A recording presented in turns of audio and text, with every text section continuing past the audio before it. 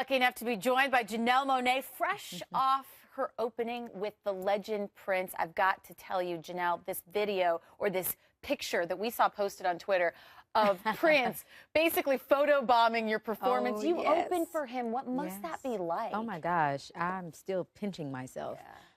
He is just my musical hero, and I grew up admiring everything that he did. He's opened up so many doors. And so to be able to share that stage with him, the photo I think you saw was us actually performing our song together. I have a song with him, and it's on my new album, The Electric Lady, which is in stores. And it was our first time performing that song. Your face kind of says it all. Yeah, I am like, I'll never, ever get tired of performing with Prince, seeing him live. He's truly the greatest, entertainer we have right now. Speaking of your album, Electric Lady, it has made so many best of lists for 2013. When you were making that, did you have a feeling that people were going to connect to this music?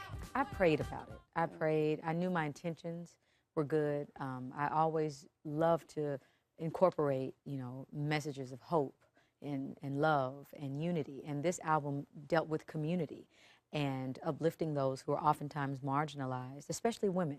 And so the whole concept of the Electric Lady is this idea of this new 21st century woman who's bold and brave and fearless, and she is the change that she wants to see. She's becoming the change that she wants to see for the community. And so I had the opportunity to work with some incredible artists, from Prince, who's on the album, to Erykah Badu, to Esperanza Spalding, to Solange Knowles, and to Miguel. And I needed them to help me tell these universal stories in unforgettable ways. And maybe that's what so many people connect with, is they want to be that woman that you're describing. Right. So what is the writing process like for you? How do you tap into that? Yeah.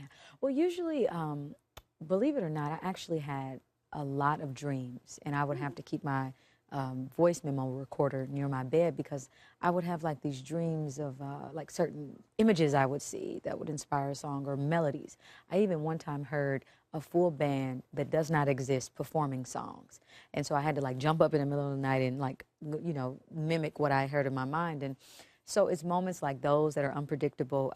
It usually starts with a melody, and then I am inspired by the music. I work with a production team here in Atlanta, Georgia, Wonderland Productions, Nate Wonder and Chuck Lightning, and their music inspires me so much that I'm like, when it comes to albums and to artists. And you can feel that versatility in your music. You also apparently love science fiction. I do. That imagination, that creativity, it really comes across. Yeah. Do you consciously project that into your music? Well, I grew up, my grandmother would babysit me, and we would watch a lot of science fiction movies. Really? From Star Wars to Star Trek. We would also watch a lot of the Twilight Zone. And so I always loved science fiction because there was limitless possibilities. There was no way to tell, because it's dealing with the future. And I would then go on to writing in high school. I was an English AP and just a writer. And so I went to writing short stories for the Coterie Theater, and actors would perform my work. So I've always just loved telling these stories and writing.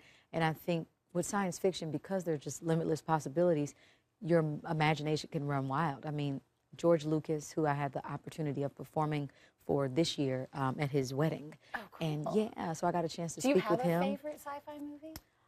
I have several. I have Blade Runner. I love Blade Runner. I'm just, I love those writers like Steven Spielberg. Yeah. And there's also this author by the name of Octavia Butler, who's a science fiction. She's a woman science fiction writer who really inspires me. But you can talk about what's going on now, but you can place it in the future, and it allows us in some way to see those parallels for ourselves and say, well, she's talking about this in the future, but we're going through these things. We're still dealing with the reality. Yeah, we're still dealing with the marginalization of women, or gay and lesbians, or the minority, or what have you.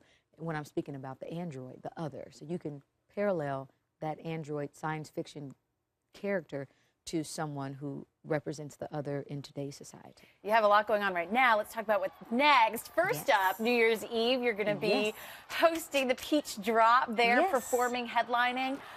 Being here in Atlanta for over 10 years, that must be sort of just like trippy to be standing there and be like, Yeah, it is. It is a huge deal. I mean, the Atlanta Peach Drop is a tradition here. I've always wanted to be a part of the celebration, and I'm just so thankful that M&M's, who's helping sponsor the Peach Drop this year, that they picked me to headline. So I'm just ecstatic. This is hell of a way to end 2013.